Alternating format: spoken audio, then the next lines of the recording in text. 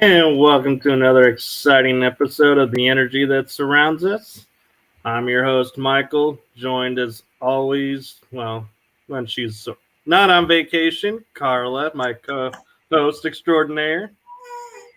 And so I'm going to do something a little different tonight, and it's a surprise to Carla. I'm going to let Carla introduce our guest.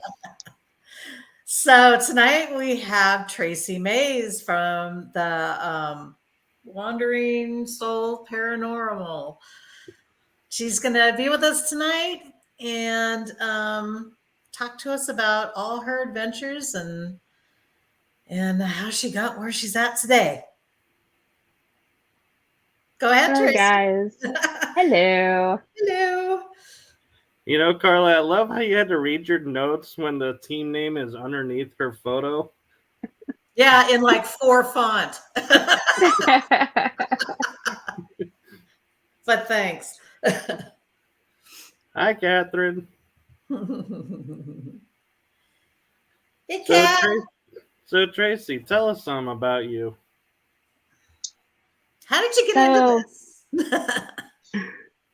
Well, I want to believe it's how everybody does and kind of fell into it. Uh, when I was younger, I always had a fascination with the afterlife and paranormal, and it's pretty much because certain situations like when my grandmother passed, I saw her, or um, we would go on a road trip, and I remember seeing like a horse and buggy go by, and my parents not see it. So different things like that. And then as I grew up, it was begging my parents to let me go to cemeteries and be able to read the tombstones because I wanted to know who they were. My favorites were with the pictures, and with the very long epitaphs on the graves. So I really kind of went away from it, more so in high school. It was more of like ignoring it. Um, every now and then it would come up, and then when I lost my mom is when things really started getting a little more intense for me, to where it was like I felt things, and it was somebody who I didn't even know them. I think I was on TikTok, and you know how you cruise through the lives, and she was like, your mom wants you to start listening to yourself. And she just kind of made me listen a little harder. And I want to say about 2 years ago, I started more so diving into the history of where I live, and then trying to help historical buildings and the people who own those buildings, by bringing their stories to life. So that's kind of a abridged version of how I got to be where I am now. Wow. I gotta say, I can only picture your parents' faces when they're like, "So do you want to go to the park? No, let's go to the cemetery." Yeah. And my dad especially, because my dad is like super like level-headed. He worked for General Motors for like 30 years and just as grounded as he could be. But literally, the man would find me a cemetery. Any vacation we went on, he made sure I got a Aw, cemetery in my path. Aw. So, that's so um, cool. and now, I am much, much older now. And even though sometimes we'll go to our family reunions together, we'll pull off into a cemetery, and I'll look at him and I'm like, "Oh, Dad, you know what I like." Oh, that's so cool. Yeah. Yeah. So So listening to you talk about the history, that's kind of that's kind of the path I went down for the longest time. I wasn't so wrapped up in history during school times back in the day, but then I just started really wanting to know the more into the paranormal I got, the more I wanted to know the history, the people, where did everything start, what happened there, and it's like an obsession. Yeah, it's like those books. I don't know if y'all ever read them, but it was the Choose Your Own Adventure books. Yeah, there Love you those. go. I could I never love those finish books. those. I always ended up dead, but I love it. Well, that's exactly what, because you start with a grave, and you're like, okay, who were you? And then you dive into who they are. And I even went as far as that ancestry.com, just Yes. to find Yeah. who they are. Mm-hmm. Because even here in town, I do a historical walking tour before investigations because I want people to understand who they're talking to, give them some insight of their lives here in town. So I definitely like that. I like being able to, before I investigate, knowing everything I can about who I'm actually talking to. It's for me, it's like those books. Like you pick a person and you follow all the steps, and then you end up at the investigation location. Yeah. Yeah. Well, it helps you communicate, I think, because then you have at least something to relate to. Yeah, exactly. To understand of communication with them instead of just, I don't know, you're here in Cleburne and you're chatting up about, British tea, and it's like you don't get on that same Yeah. basis of what they went through. So for me, it's more so, it doesn't mean it doesn't veer to the far left as soon as you're talking to them, but at least you've got that. So is that what led you to buy and restore the Dillon Depot, or what's the story So behind that? uh, that's an interesting story. So I don't own the Dillon Depot. Oh, A man by the name of Dan Roberts, who is a train aficionado. Um, Mr. Dan, yes, a very sweet old man, owns the Chafin, which is over 100-year-old restaurant here. He also owns the bus depot, which was the first Greyhound bus depot here in town. And then his father worked the railroads, and he's always loved trains. So what he did is he bought the building, uh, painstakingly restored it because it took him a year and a half to restore it, and it's filled with train memorabilia. And I happened to walk in one day, and it was like fate because I walked in and he just started talking. I was like, this is an amazing building. And he goes, oh, it's haunted. I said, excuse me. And he goes, yeah, upstairs. There's an apartment upstairs and it's haunted. You want to see it? And I said, yeah. So I went upstairs and he let me go upstairs by myself. And I came back down and I must have had this like glass side look to me. And I told him, I said, if you let me help you, I will bring people to you to help you pay for renovations on this place. And he's like, when do you want to start? And I'm like, this is insane to me. Like, I can't believe this right now. oh, So, ever since then, it's been about 3 months now that we've been doing this. And the first month, it was just me investigating because I want to know exactly what I was dealing with, me and my team. And uh, after that, I started posting it just to kind of, I didn't want it to be, I wanted to kind of vet as much as I could who was coming in there. Yeah. Right. So, I posted it on, I think it was the Texas Paranormal page, and that's where I've gotten a lot of people who've been interested. And it's been a wonderful network of just very positive people who are truly interested.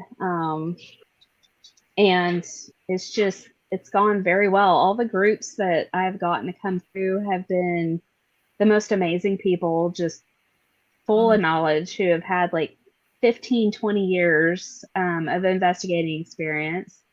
And the equipment just blows my mind, some of the equipment that they bring. And I'm just like, I feel like I'm a 5-year-old playing with the big kids, But yeah, that's how the Dillon Depot started. Now during the day, it is a ice cream parlor. He makes homemade ice cream. The best Bluebell can't even hold a match to this ice cream. This is good to know. Yeah, it's I tell everybody who's coming to investigate, hey, we do a historic walking tour at 7, but come by 6 and get you some ice cream. And the Dr. Pepper ice cream is like you're drinking just straight Dr. Pepper. It's crazy good. What a lot of people don't realize and see and Mr. Dan tells me to keep it kind of on the DL because he doesn't want it to overshadow his train business. But he's the one he's the loudmouth. He's like, she's the Ghostbuster over there. Go ask her about the ghost bust. And I'm like, I'm not ghost busting, Mr. Dan. I'm trying to keep them around. I don't want to bust them. So he's the big mouth of the situation. But the funny thing is, and I like to tell people when we're doing the investigation,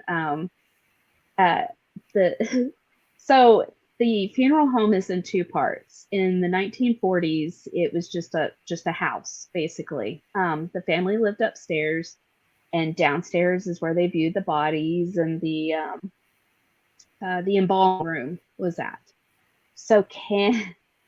And I laugh. It's really not funny. It's a completely different building because he renovated it. But that's where he makes the ice cream, is in the embalming room. Nice. And every time I tell it, extra that flavors it. Yeah. I'm like, every time I'm like, oh, that's the clean room, but it was the embalming room. So I laugh every time I tell that story. I'm like, maybe I should think about that. But he makes, like I said, he malts and floats and oh my gosh, huge trains. delicious. So yeah, it's a lot of fun. And he's got this big Dr. Pepper truck that I take everybody's pictures in front of.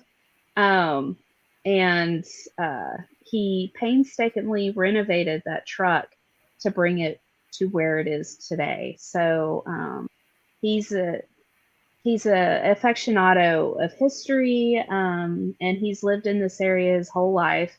Oh, wow. So I think that's why we get along so well. We see eye to eye when it comes to preserving historical places. So tell us more about your tour. So my historical tour started very, very small. And I would dress up, and in the summer it was awful, but 1800s gear, to where I had the hoop skirts and the petty skirts. Nice. And, ooh, talk about hot. I had ass packs attached to my skirts because it was so hot.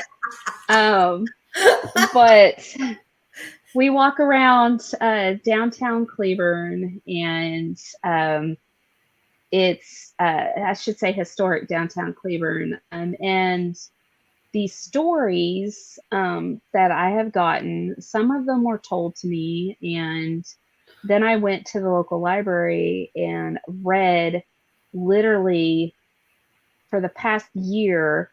I think I've gotten up to like 1940. But all the newspapers I could find, I just started reading to make those connections. So I even have like the proof like on my thing to where I'm like, hey, if y'all really want to know, look, here's the newspaper clipping. Because for me, it's important. I want, like I said, I used to work for Texas Parks and Wildlife. I worked at Dinosaur Valley State Park. Oh, nice. And if you get one of those dinosaurs wrong, when I say a 5-year-old calls you out, they will call you out. So I make sure that I either say, okay, this is hearsay, or I have proof. And if y'all want to see it, here it is. So it's a good hour and a half long walking tour. I tell the stories at the locations. I tell there was 11 legal hangings in Cleburne, but I only tell 2 of the stories because one, I know he's definitely innocent, and then the other one was just deserved it. So we talk about those 2, and then we droll over the jail because I've trying so hard. Every time I get so close to the person who owns the jail, it's like a step back. So I am looking into titles now to try to find who owns the jail. But it's an interesting walking tour. And when I chat with the people afterwards, because for me, it's about quality and not quantity. So I don't go over 10 on my walking tours either. I want to make sure, like, hey, what did y'all think? And so far, it's been very positive. Everybody says, I got a group that said that it was better than Jefferson. I've never been to Jefferson, but they said it was better than that. And then I had a group that said that it was much better than the one they went to on Mineral Wells because there was like 80 people in the group. So I'm like, well, at least I'm doing something right. And then we hear Mr. Dan honk that very loud horn on the Dr. Pepper truck. And I'm like, okay, guys, we got to go. He's going to lock us out. We got to go right now. So. That's so cool. I got an interesting question then for you that's probably more on the conspiracy side, since you mentioned Dinosaur Valley.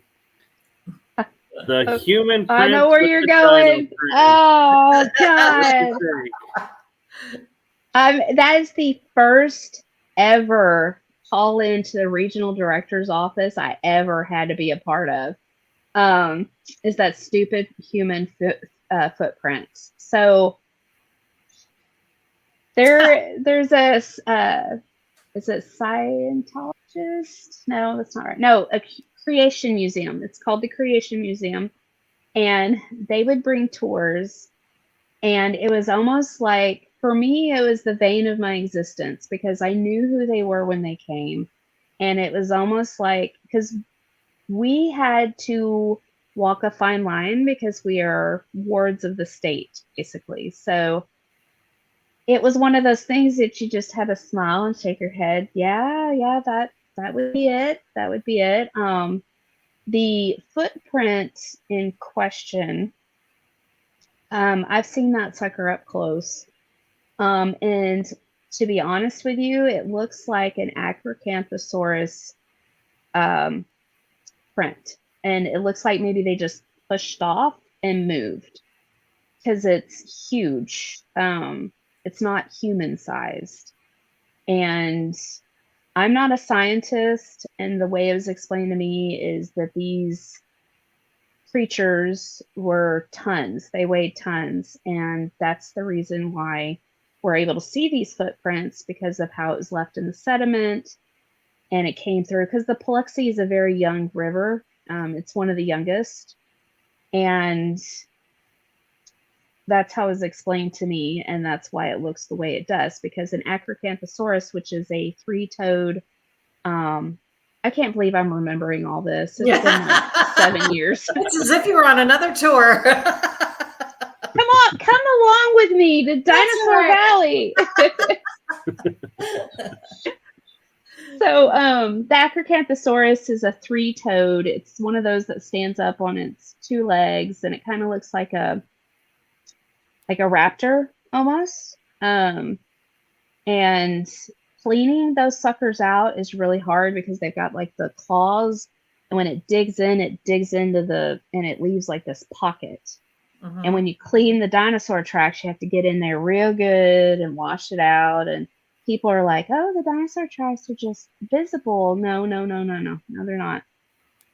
Park rangers spend all day cleaning those out, and then 2 days later, a rainstorm comes through, puts all that sediment back in there, and we're out there all over again cleaning out those dinosaur tracks. Wow.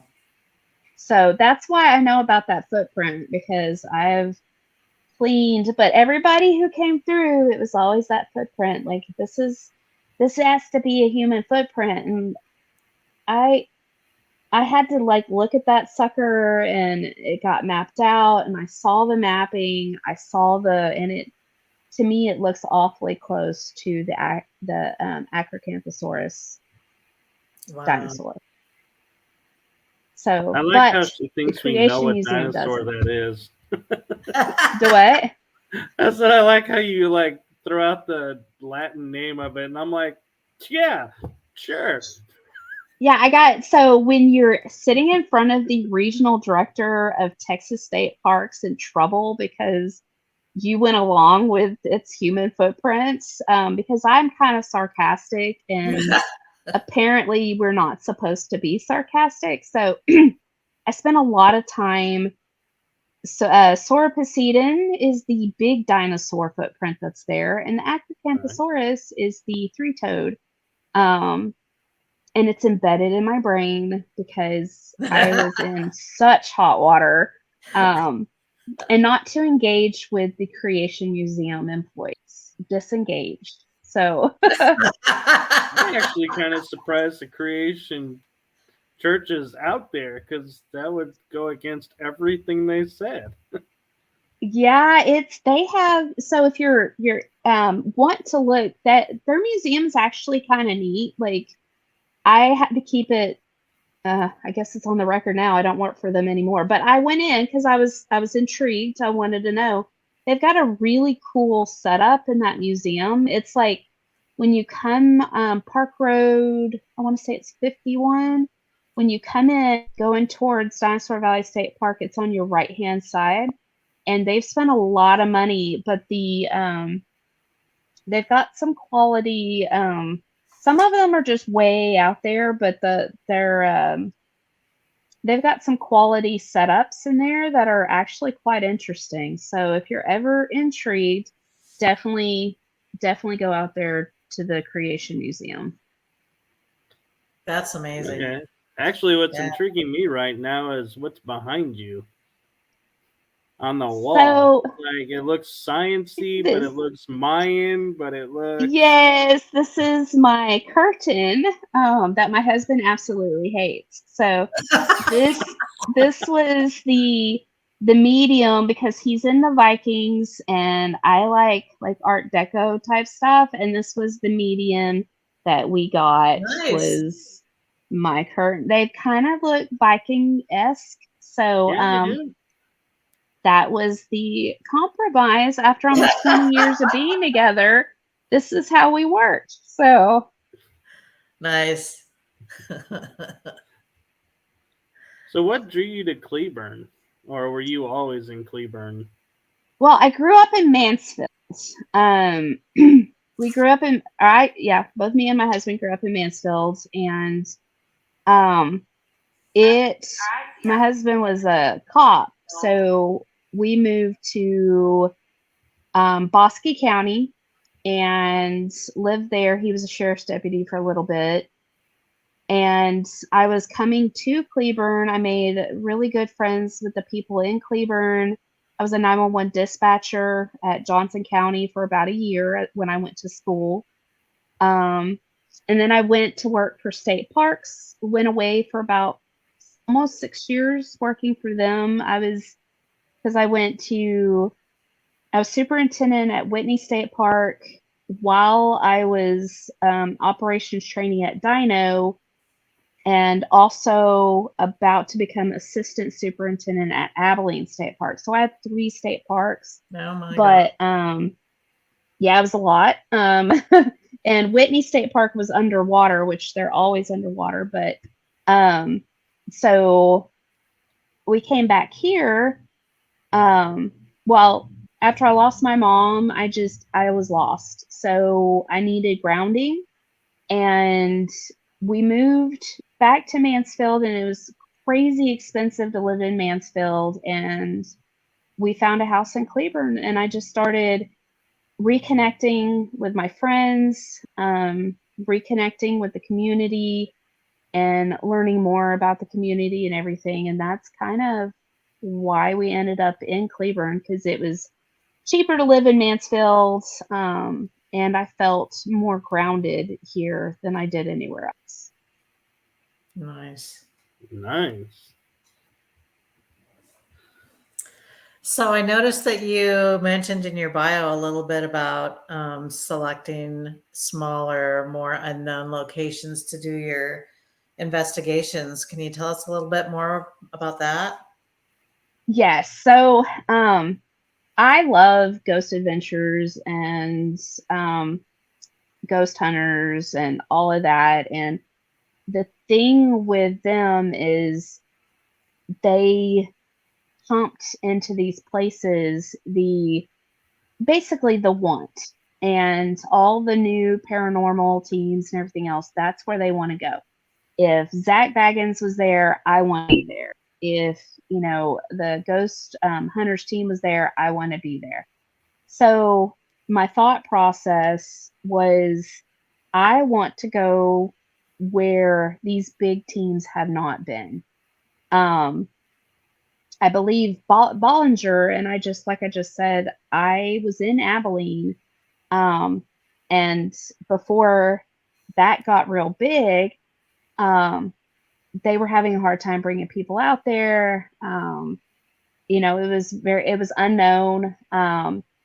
So for that being said, I like going to these places that nobody's investigated, just so that I can bring awareness that there are other places out there, because a lot of these places are expensive to go investigate. And some people don't even understand that you don't have to go to a well-known hospital or penitentiary or any of those places. There are tiny hotels you can stay at, and the people are really, really nice, to where you can investigate, and they pretty much give you free reign. We went to Crazy Water Hotel, and it's lesser known than the Baker. And literally, the young lady, she's by herself like all night long. And she ghost hunted with us. Like, she put a little sign up on her thing, and I was like, this is not happening right now, right? And she's like, oh no, this is amazing. I want to be a part of it. So that was really cool. And it was like, there's an 8th floor to that building. And I was talking to, before the maintenance guy left for the day, I was just following him. I was listening to what he had to say, because that's another thing. Maintenance and workers, and that they know the real stories. They're the ones who are cleaning and, not paying attention to what's around them. And he took me down into the basement, and I blindly followed him into the basement, and showed me how the spa was going to look. And when the young lady left for the night, there was another lady who was there who took over, and she didn't have anything to do with, she didn't want to hear what we were doing. She didn't even care. She was like, I don't want to know about it. She's like, I'd rather not. And I'm like, okay. She goes, there was a window open on our floor, and I went down to tell her, like, hey, I would like to shut it, but I don't want to get in trouble. And so she went up the floor with us, and then she's like, we have an 8th floor, right? And I'm like, yes. And she goes, do you want to see it? And I'm like, yes. So that was really cool too. It's a gorgeous place, but everybody I talk to, it's like, the crazy water. I didn't know that was, it was a hospital, it was a hotel, and it was a retirement, because when you look up how many deaths were there, I'm like, how does a hotel have that many deaths? Like, what happened there? A lot did happen there, but nobody knew that it was an actual hotel. They thought it was just a retirement or an apartment complex. And then there's Inn on the River in Glen Rose. The lady who runs it, Pam. She's amazing. But people know more of the Glen next door because it's crazy busy and crazy scary spirits are inside the Glen. But the Inn on the River, that was the best night's sleep. It was almost like they tucked me in and kissed me on the forehead and say, now be a good little ghost hunter and go to sleep.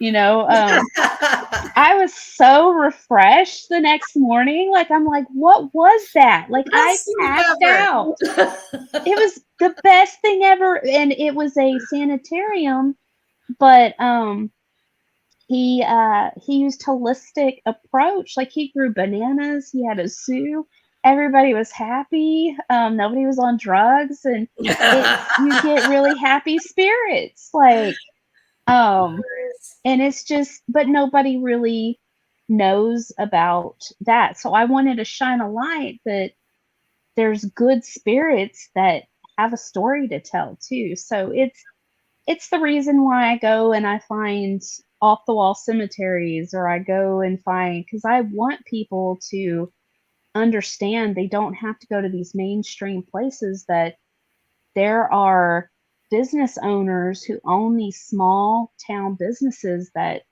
want to connect. And not to say anything, what is that? Is it Haunt USA or Haunted Rooms America?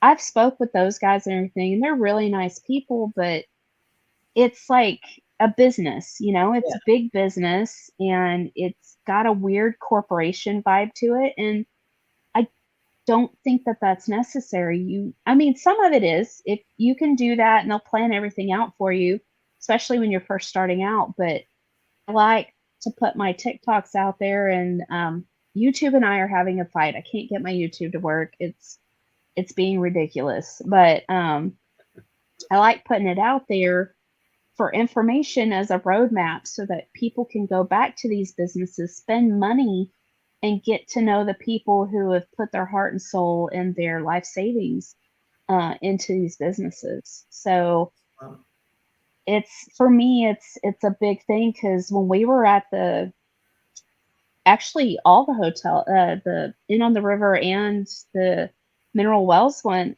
I felt like we were the only ones staying in that hotel that night. Like, there was a couple of people who were there. I guess they were in town for a wedding or something, but literally the whole hotel was ours. And that to me is sad, because everybody, the Baker is the hotel to go see, but the Crazy Water was, when it was built, the Baker was built for their overflow.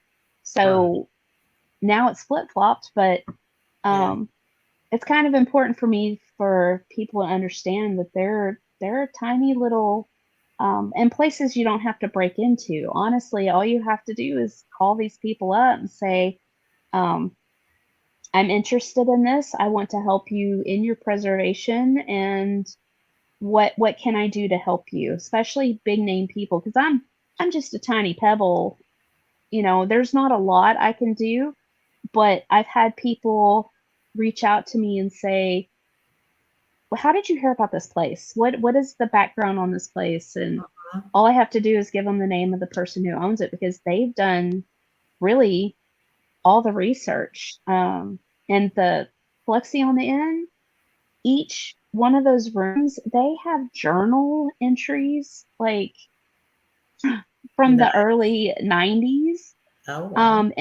And I'm talking like life-altering changes. Like one entry was like, I'm in this bed alone, which I haven't been alone in 30 years, but I'm ready for my next adventure.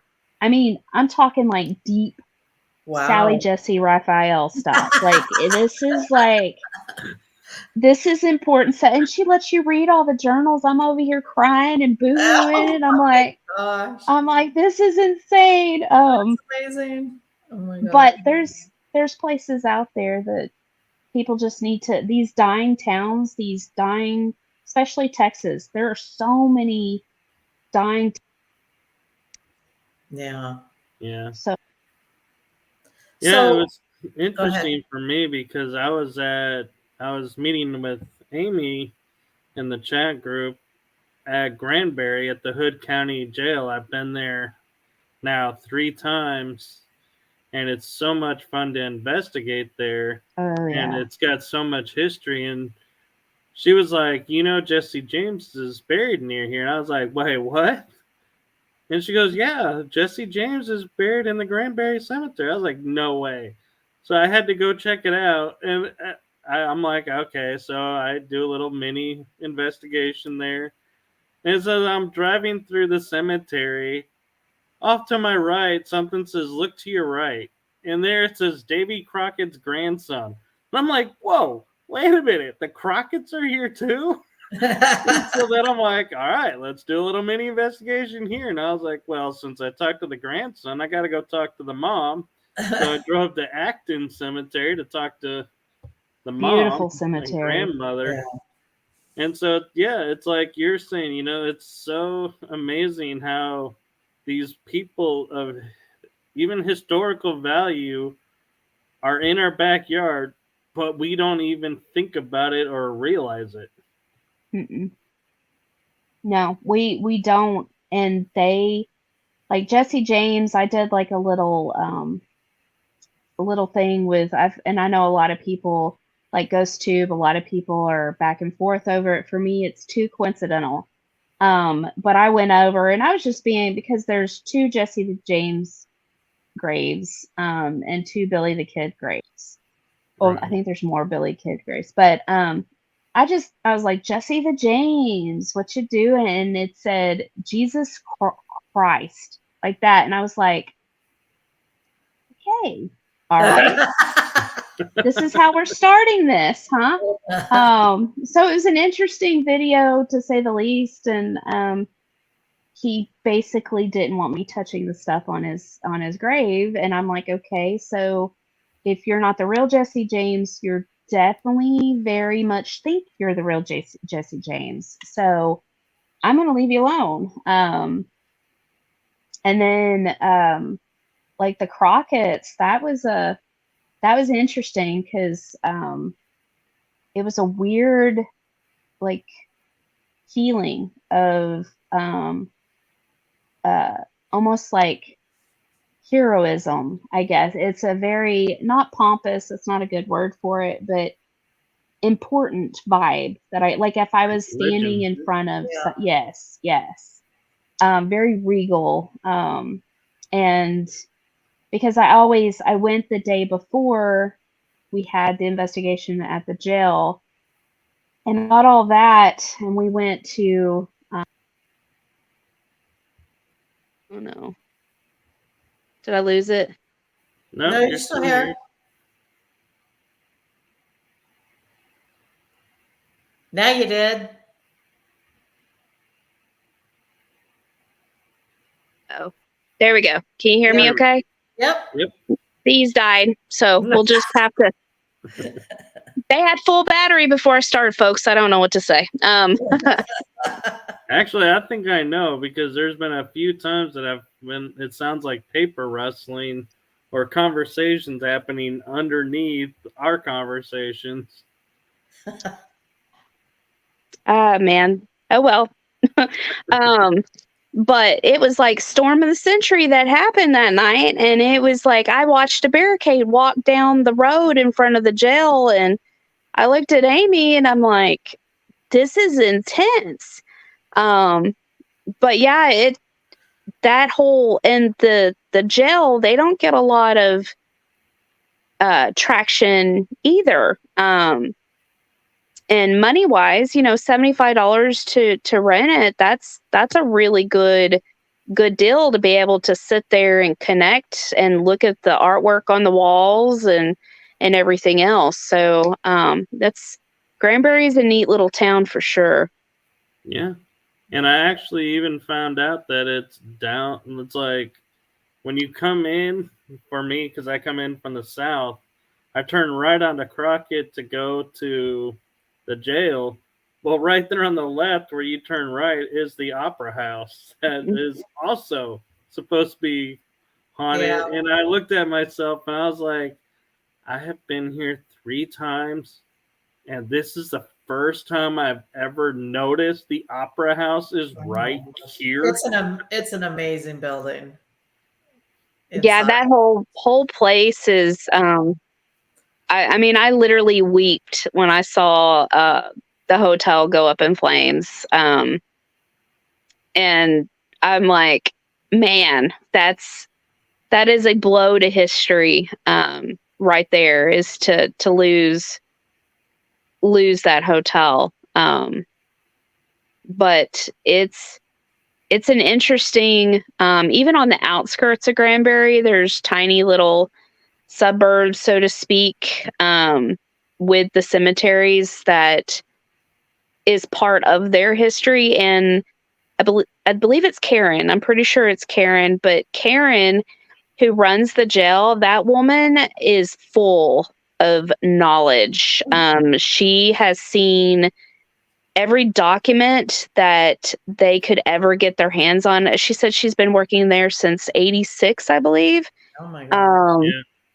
So when you want to fact check or need to know information, she's definitely the person to chat with. Because I was like, Karen, I don't have enough time in the day to sit here and talk to you, because I could spend hours. But she definitely has a lot of interesting stories that go with the jail and with the surrounding bits of the town. So she knows where everything was, where it was supposed to be, and how it was supposed to be built. So And I Wow. think she even joins on the ghost hunts too when she's there.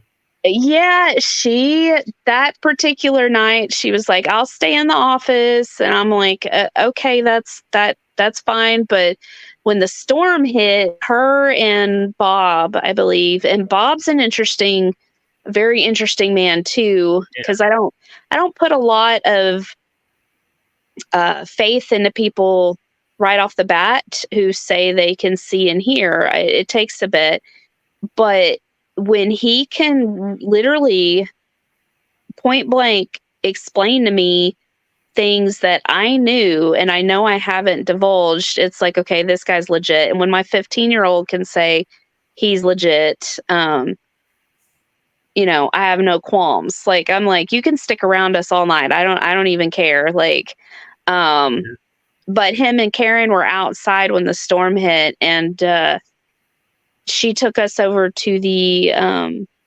cabin, that's inside the house.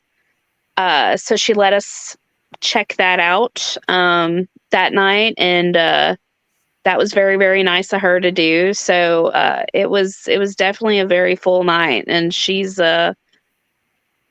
stays out of the way, kind of like how I try to do on my investigations, but it's kind of hard because you're just kind of listening, like, what's going on up there? Who's talking to them? Who are they talking to? What's going on? Who's doing what? So, but yeah, it was a great experience at the Granbury jail for sure. Yeah, my favorite is when you get Bob going and he's like, and if you want to talk about paranormal, and he takes off the wall the little thing of all the badges, he's like, I want you to explain this. There's one missing. This has never been opened. How is there a missing badge? And you can see literally where it was glued. Mm-hmm. And it's like, I really can't. And they keep saying, now, some mediums have said it's buried under the floor, but we're not ripping up the floor. I'm like, I wouldn't rip up that floor either. You ain't putting it back. No, not in their original form. And that's what, Karen was saying too. And I'm like, I can't explain that. Like, I can't. I want to dig under the floor very bad because that is the part of me. And then part of me is like, don't do that because you're going to mess with the historical. So I felt like Karen was watching me all night to make sure I didn't dig up the floor, just to find if that badge was underneath there. But See, we in were my mind, I'm thinking tunnel from outside underneath. there. Come up. I thought about that too, and I'm like, because when the storm hit, I was like, okay, how thick are these walls? Are we going to be protected if a tornado hits? And I'm like, man, that would take forever to tunnel up underneath this sucker to get that badge. And my daughter's like, are you honestly, we're in a storm of 80-mile-per-hour winds and you're trying to figure out how to get that badge from underneath there? I'm like, yeah. Yes. Oh, right on. Oh my gosh. So where are some of the other places that you really get a lot of activity that you're like, man, I wish I could get more people to come out to? Oh, man.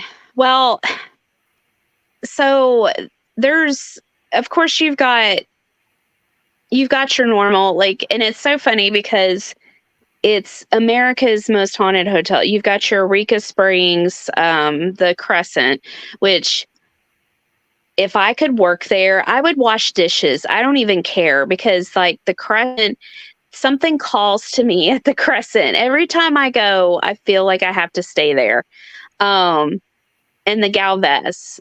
And the Galvez, they both claim that they're America's, most haunted hotels. So they're on a completely different level. There's a lot of activity. There's a lot of drama, but they have people who churn through there. There have been two places that I have been to that have the same level, if not more. And I don't know if it's because they don't get a lot of visitors, so they're super talkative and they want to be known. There is a cemetery, our cemetery here in Cleburne. They were dug up twice and buried 3 times. So they don't get a lot of visitors. They're super talkative. Yeah, he's doing the math. So the history of it is, so the town of Wardville, when it was moved, Cleburne was deemed the county seat. And so the town of Wardville, it was dammed up to create a lake. So they said, come get your loved ones. We're moving them over into Cleburne or they're going to go underwater. Some got left, which is why Lake Pat Cleburne is pretty freaking haunted. There's the Lady of the Lake who walks around the lake. And Cleburne State Park also has its share. But the ones who did dig up their loved ones, they hauled them over to where the old high school is now.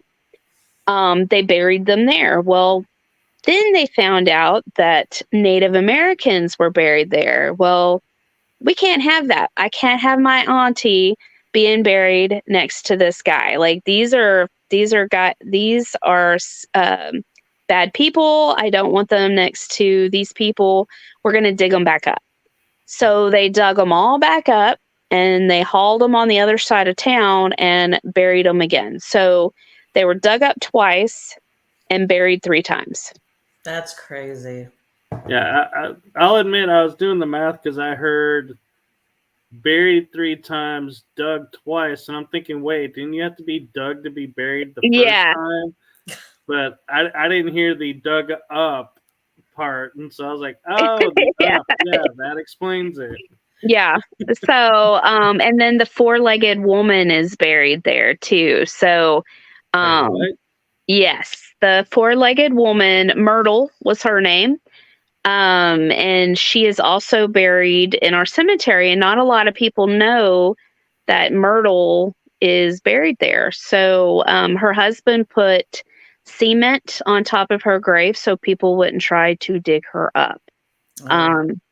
Yeah, she's another spirit that comes across pretty regularly. And then there's one of the hanging gentlemen that he comes across.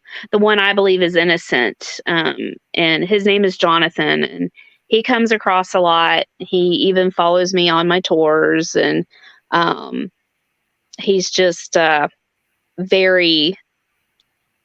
He wants to be known, and a lot of I'm innocent, and now it's weird. It's like it'll come across my thing, and I know it's him because of how the verbiage is, even when it comes across my voice box, and it's like, oh, it's you.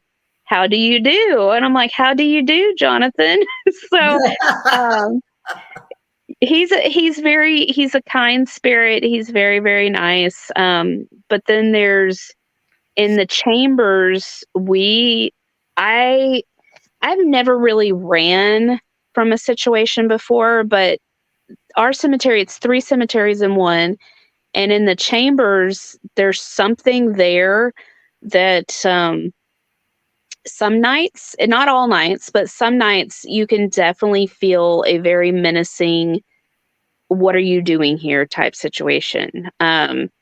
And I don't want to go down the skinwalker route, but I have been told that, like, what they've seen, like somebody on my team has seen, it doesn't move. Now, there are cows on the property next to us, but this thing runs pretty quick, and it's like cat-like, but it kind of stands up a little bit. And I've put my field cameras up several times, and I haven't caught anything on those, but visually, I've had team members who have caught things out of the corner of their eye, or yellow orbs. I learned very quickly what a yellow orb meant, and to pay attention to them. So that cemetery, chambers, and the Cleburne Memorial side, those are the 2 sides that have a lot of activity. And then the other one is over there in Brea Vista. It's called the Kyle Bullard Cemetery, and that one has had claims of skinwalkers. And I just wanted to see. I wanted to see I went during the day. I did not go in because I don't play games with that kind of stuff. But yeah, it was very strong, because even during the day, it was like I had my phone yanked out of my hands, and I'm like, okay, this is definitely an active place. It's good to know you. I won't come back and bother you. I'm just going to document that this is what's going on here, and then have a nice day. Yeah, have a nice day. Anatok is another one. Anatok Cemetery is I've never had things thrown at me before, and it's pea gravel. Like, I'm like, and it was like at my car, and I'm like, dude, you can hit me all you want, but stop throwing rocks at my car. And I almost left Robbie. Like, I was like, okay, we're done. My car's gonna have dents all in it, and you're jacking around taking pictures. I'm done. So I did get a light anomaly from there. It's on my Instagram, and I just can't explain it. Everybody's like, well, is it a car? I'm like, well, it's Hagrid flying his motorcycle if it's a car, because it's way off the and it's not high enough to be a plane. So I'm like, I can't explain that. So yeah, I said 2 places. I really meant 3, but those 3 cemeteries, those have impressed me more so than the 2 hotels, the Crescent and the Galvez, around here. That's amazing. So you mentioned the yellow orb. Can you explain that to those that aren't familiar with what a yellow orb is? Mhm. Yeah, so yellow orb means caution. And there have been, I have caught it. I take a picture and I've caught the yellow orb and I've ignored it. And we were at another cemetery and I can't remember its name. I have video on my Instagram, but it's out there past Kyle Bullard. It's out in the middle of nowhere. It's just like one of those little family plots off of a dirt road. But I caught this yellow orb and I'm like, oh, that's interesting. That's yellow. And I was going to go Google it, but there's no service. And so as I'm fighting with my phone through my Ghost Tube Vox, which does the voices and stuff, it said caution. And I was like, okay. I was like, I'm going to go turn the lights off on my car so that we can leave or so that we can go dark so we can get pictures and stuff. So I walked back, my 15-year-old daughter and our other team member, Jacob, is in the cemetery. And I go to my car to turn off the lights because this whole time I got the lights on so we could see and set up. And it was like Amazon, like warfare. There was red velvet ants on one side of my car and like these hornet bee wasp on the other side of my car. And red velvet ants do not like congregate like that. I have never seen that in my life. And they were covering my car. So I start screaming, cussing and telling them to get back in the car, and we were leaving. And we get halfway down the road. I want to make sure they're not coming into my car. And they're all gone. They're not there. So when we got to a place to where I could look up the colors of orbs so that I could be smarter about this, yellow, which I would think would be a happy orb, is not a happy orb. But red, I would think would be like caution or bad or anything like that. But no, it's yellow. Yellow is the get the heck out of there. Something bad's about to happen.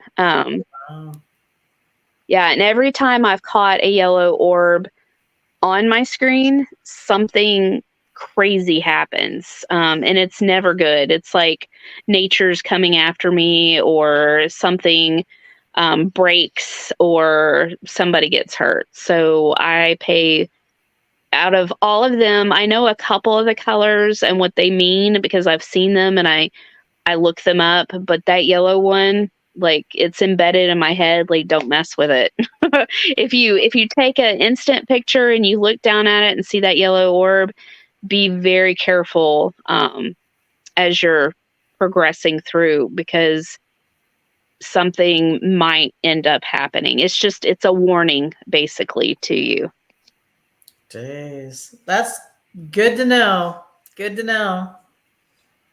Yep. So we're actually a little over our hour.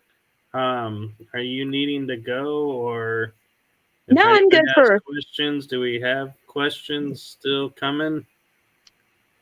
I've got a little time if we've got questions. Carla? I'm running out. I mean, I know I got a ton of them for her when I see her, but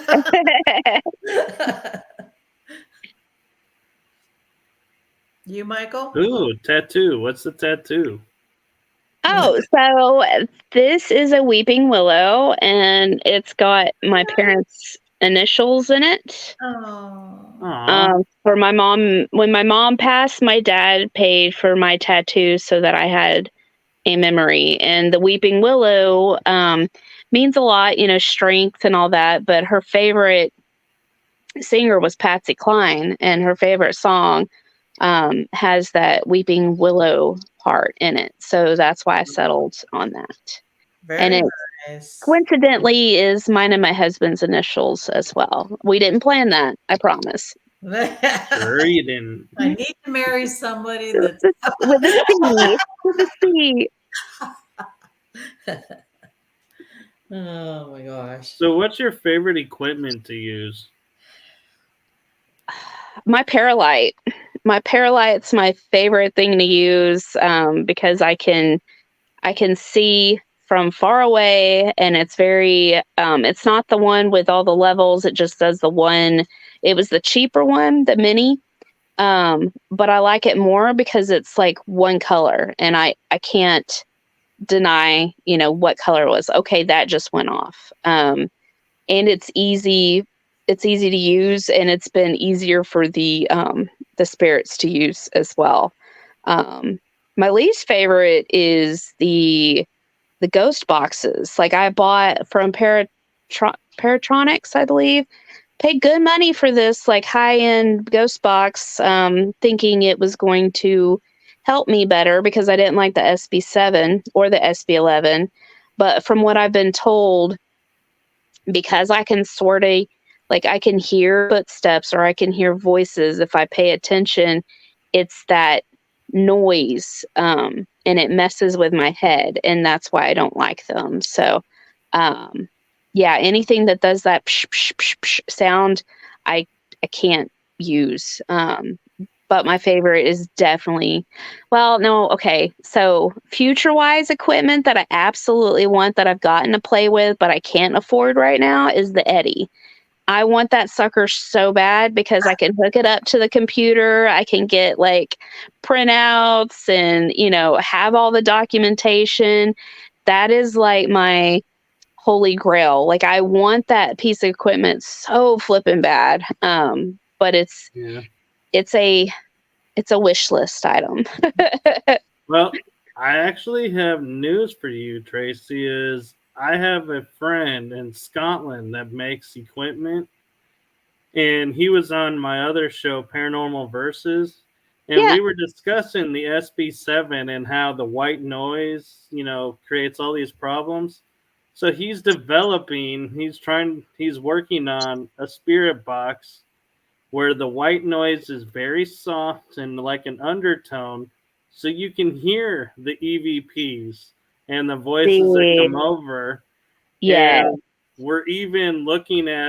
he's looking at putting it on like wheels so you can like wheel it around with you so you don't have to constantly be like, if you're in a hurry, go pick it up. That we're trying to design he's working on a system where it'll follow you.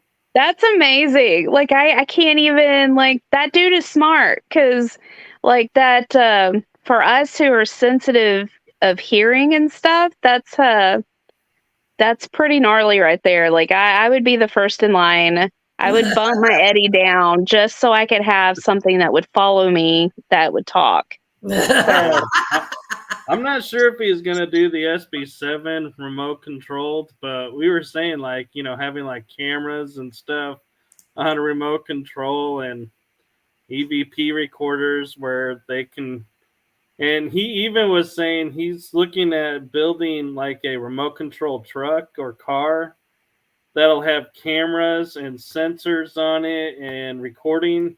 So like if there's like a hole in the wall that you can't go, it's not big enough for you, you can drive the car in, investigate in there, I love and then that. bring it back.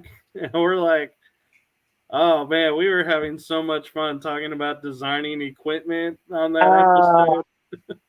That would be so, because like that would be, I made the mistake of, do y'all remember Teddy Ruxpin and Cricket? Yep. Mhm. So I made the mistake of, because the tape player that's in the back, it also, like, you can record and you can play and everything. And I made the dire mistake of thinking that that it would be fine. I'm a child of the 80s. The movie toys really messed me up. And when Cricket starts like doing gibberish at you, I was like, okay, you're going on eBay right now. Like I can't have you anymore. So those Boo Bears and all of that stuff, they were definitely designed by people who have never seen those kind of movies. So, yeah, that's it's interesting to see what people come up with because they're trying to get around different technology. So Right. I'm really interested to see, because if I can get like a go-kart that has all of my equipment on it and just wheel it around, that would be amazing. Yeah. The other piece we were talking about, I'll just say real quick, was like the motion puck and the shadow sensors that when it goes off, if you don't have a camera on it, you don't know it went off. And Right? so I told them you need to develop something that's got like music to it, or like a certain music to a certain quadrant or a certain sound. And he's like, I could do that. Mm-hmm. And that's what we were talking about putting on a wheel at first, and putting on wheels to go around is to have this shadow device that would just alert you when something's coming from some direction. And you could hear it, so Man. you know automatically where to turn and start to look. What room to be in? See, now that I can get behind. So when he finishes all this stuff, I need to know a website or something to be able, because I've piecemealed some stuff together, and I have done some redneck ingenuity to it. Okay. Like those strips that go around like your TVs and stuff, and their motion sensor. I hook those up in the hallways and stuff. And I have it's called a spy bot. You can get it at Walmart for like $5, and it's for little kids, for their little brothers to stay out of the room. But let me tell you, the kid spirits absolutely love it, but it scares the crap out of you every time it goes off because it's so loud. But I've put some stuff together that I'm like, okay, well, this ought to work, and it works just like this. I'm not an engineer. I'm actually an English major. So there's no way. But I can redneck some stuff together because of working in state parks. I could definitely put stuff together. So Excellent. Yeah. Unfortunately, he's in Scotland, so it's kind of man, hard to. It's like, yeah, let me see how much that's going to cost me to have that to ship ship over To here, ship no it. joke. Sure. Right on. Yeah, so let's see. I'm like, normally I have so many questions in my head, but I think we've already answered all of Yeah, them. this has been an awesome interview. We are so glad you came on. Well, Yeah.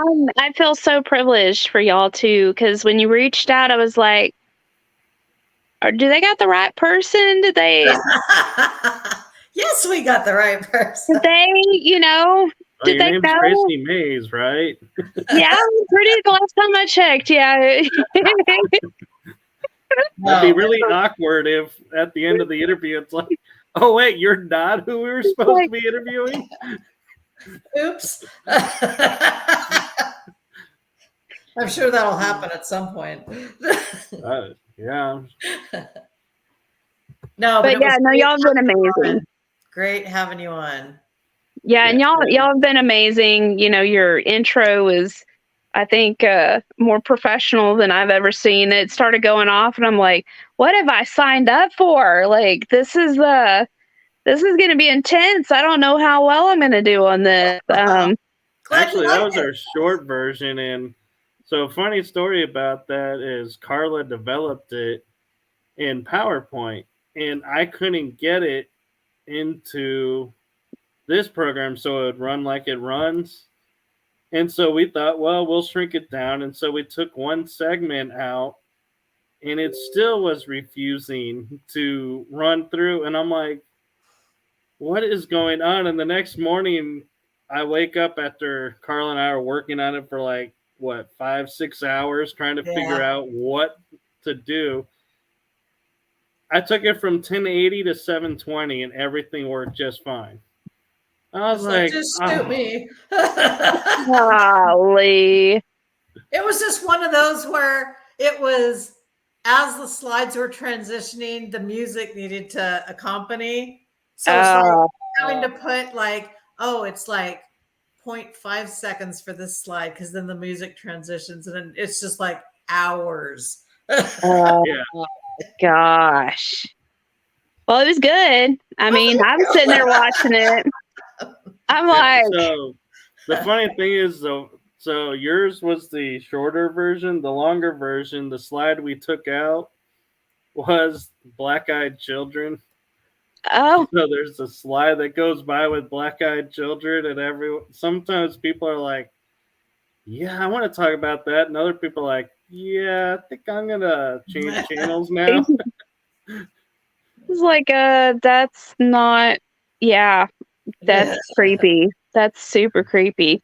Because the last, this last investigation we did at the Dillon, last group I had through, she caught like this shadow figure, and it was when she was messing with her phone, and I replayed that and slowed it down, and I couldn't explain it, like, and it was weird because nothing, she was up there by herself and nothing was behind her in the hallway, and all night long. When I say it's getting more intense up there, I don't know if it's because there's also an antique store downstairs as well. I don't know if they brought something crazy in or if it's just the people I'm bringing in, but it was so intense, like calling her some interesting names. It's aggressive and it's dark and it's like not demonic or anything. Like, I think it's just a really pissed off spirit. I think he's like likes to be dark and likes to scare people. But I've footage wise, like my mouth dropped open because I had that feeling up there, like the fight or flight vibe. And I've only gotten it once before when I heard like rustling coming at me. But the whole like feeling of you need to leave, and that was about 1:45, and we stopped about 2. I've had other groups stay till 8 a.m. And it's gone on pretty much all night for them, but this past weekend was interesting to, and if you look at the video, I think I put it on my Facebook page, but I did a still shot, which again, I'm not good with IT, so I kind of had to just like freeze frame it. But you see the head and you see the shoulders. There's nothing in that hallway, and everything was dark, so there's no way to cast a shadow on it. And she was messing with her phone, so it's this weird, like, her phone's going down because she's about to turn her phone off, and that's when she caught the shadow in the hallway.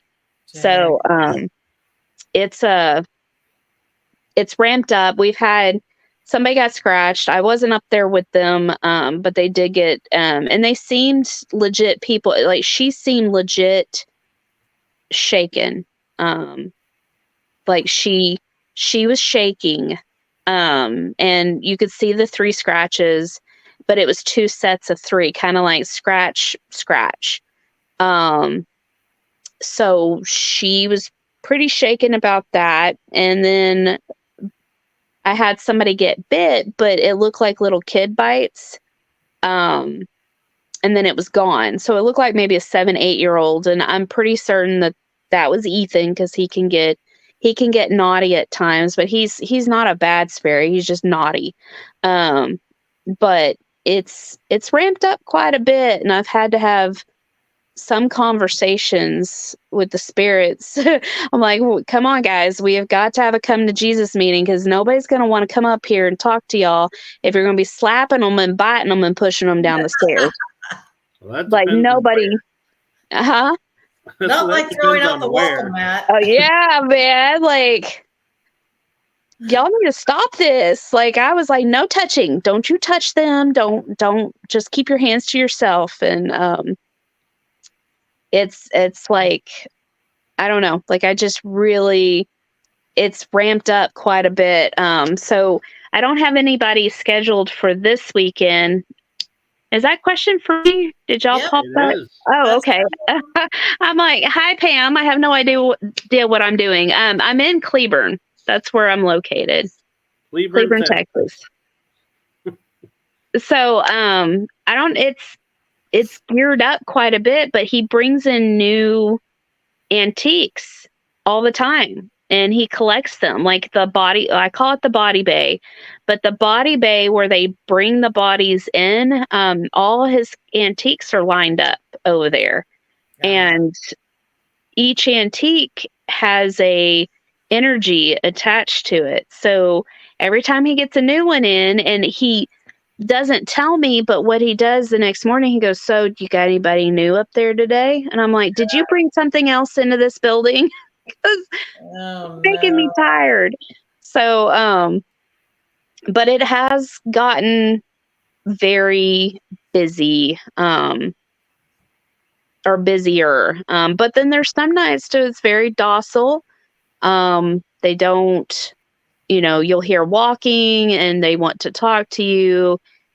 But then there's other nights that it's just something's off and you can feel it in the air. And then when it leaves, it's this weird, like you're walking in the middle of the day and nothing is wrong. So, yeah, I don't know. And it's called my name before. And it's like, it's never followed me home because I straight up tell it, you can't come home with me. Would love to come to Texas. She's from Indiana. She's Oh, okay. saying, But it's I've I've had a spirit from up there come home, and it started the washing machine, and it was about 2 a.m. and my husband's like, "Did you bring something home with you?" And I said, "No, I didn't bring anything home with me." He's like, "The washing machine just started." And I was like, "Well, good. At least somebody's doing the washing around here." And yeah, I know. I'm like, you got a helpful spirit. Why are you complaining? "Why are you being mean to the spirit?" He goes, "I just don't want you bringing anybody else," because my house has quite a bit of activity. Anyway, but he's like, "You need to start telling it you can't take a free ride to the house." I'm like, "But he's trying to do the laundry." So, yeah, the Dillon Funeral Home is definitely a really cool place to investigate, and everybody has a different experience, but from the different groups, they say there's residual, but they also say that there's intelligence too. And for me, it's definitely a mixture of the both. People doing their day to day, but then there's also something there that definitely communicates negative and positive. I can't wait. Yeah, We Pam, can come to wait. Texas. I mean, everything's down here. But so why don't we take a little bit so that you can explain what you got going on? Because I know you probably have investigations coming up, but you also have a Paracon coming up. Yes. So Paracon is September 30th. We have 5 locations who have agreed to allow us to do VIP investigations, which are a separate, um, you pay and you get, only 10 people are allowed to be in each location. We have Dillon Funeral Home. We have Jimmy's, which was a bordello, saloon, and a gambling hall all in one. And then it turned into a funeral home. Then we have the Rugged Man. We also have the Garden of Eating and Heritage House. So all of those locations have agreed for us to open the doors for the investigations for that night. But during the day, we'll have vendors who are selling equipment. I'm hoping to bring in places like, like the jail, the Hood County Jail, so that they can promote their investigations there at their location so that we can ramp up their visitation. We'll also have speakers. Robbie from Unknown Ventures, he is heading all of that with the speakers. The main goal is education. Education, education, education. Robbie is amazing when it comes to videography. He does a lot of urban exploration. Amy is a spiritual guide, so she talks more about grounding yourself and protection. My knowledge is more so of basically doing your own tour and also helping the historical people around you help build investigations there in your own small hometown. So that's more of what I would talk about. So I've also, and I'm hoping it launches by next month, but it's a website that will have like a scavenger hunt type thing to where you can go to the different haunted locations. It gives you the history, kind of like a geocache type thing. But you get to experience what happened there at those locations, and what kind of hauntings do happen at those locations.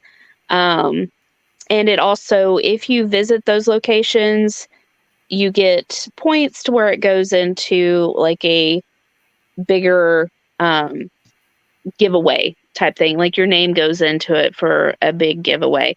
I don't know what yet. We're still working on that. There's a couple of possibilities, but we'll see what happens. But yeah, it's supposed to be a pretty good. We're working on possibly music, but I'm still having to work with the city on that.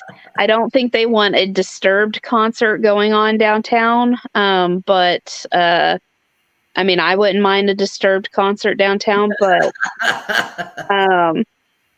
just putting that out there. If anybody knows Disturbed, I'm good with them. It's just that the town might not be. But yeah, it's going to be a really good night. The Liberty Hotel right there. It's the third floor is super haunted there. So people who want to stay there, definitely stay there.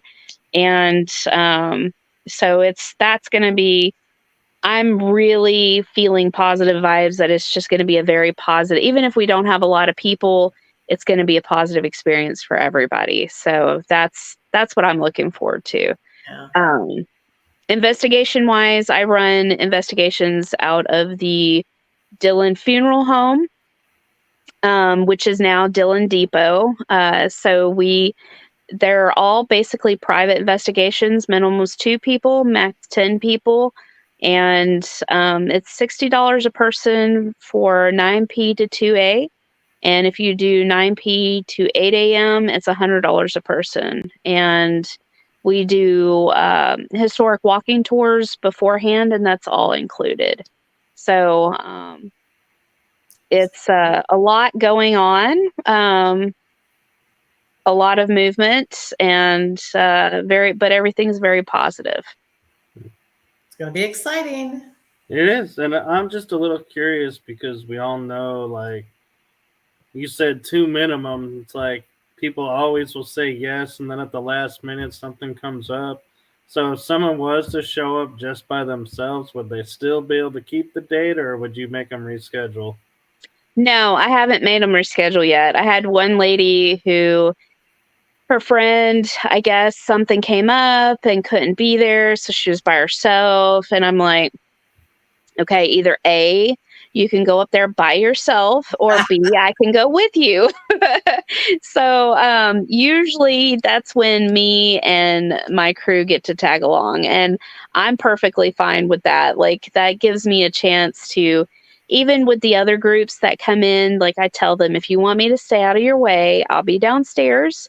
But I'm very happy to lean over your shoulder and drool all over your stuff and participate. So it's up to you. But yeah, we had one person that their friend, last minute, because I take a deposit of one person. So last minute, that other person decide not to show up. And she's sitting there and we're staring at each other. And she's just like, I'm like, we'll go upstairs with you. It's not a big deal. But if you want to be by yourself, I understand. No, that's okay. You can join me. Come on down. Like, we got you. You won't be by yourself, I promise. Oh. Right on. All right. Oh my gosh. Now it is late. Yes, it is. Yep. But it's Again, fun. thank you so much, Tracy. Yeah, thank y'all so much for having me. This has been a great experience. So Look forward to many more. yes, and I look forward to having both of you at the Dillon Depot to experience how amazing that place is. I can't wait. Count on it. It's going on my list.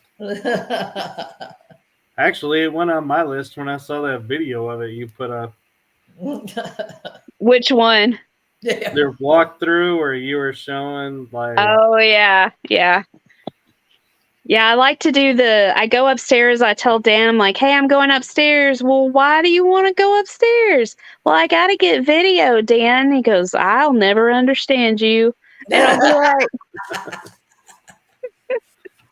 my gosh. I'm just waiting for a raccoon to jump out of the rafters at me while I'm on live, because that's a possibility too. Oh my gosh, that would be funny. Oh, that's funny. All right, Carla. So where are we at now? We are at 10:30. So it's time to wrap it up. Yep. Thanks to all our viewers. It's been great. And again, for Tracy, you're showing up. We do appreciate Thank you for not blocking me or locking me in the waiting room. So oh no, that's reserved for us when we get out of hand. Time out. Yeah. Thank Bye, you, Amy.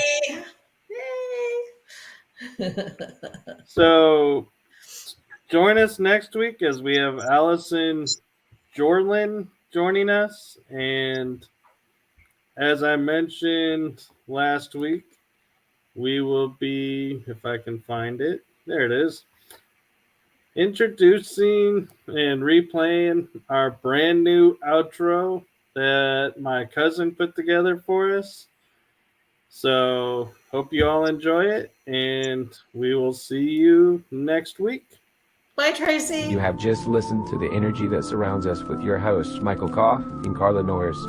Be sure to tune in next week for our next episode.